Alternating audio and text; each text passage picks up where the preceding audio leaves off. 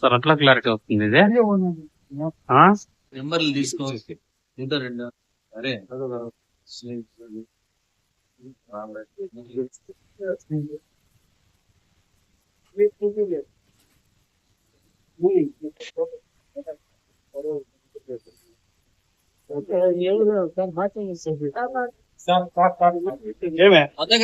Photo తీసుకొని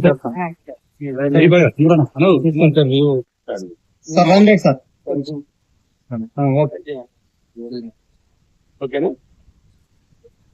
కానీ ఇప్పుడు ఈ రకమైన నేరస్తుడు ఇదే చేస్తాడు అనేటువంటిది పోయింది.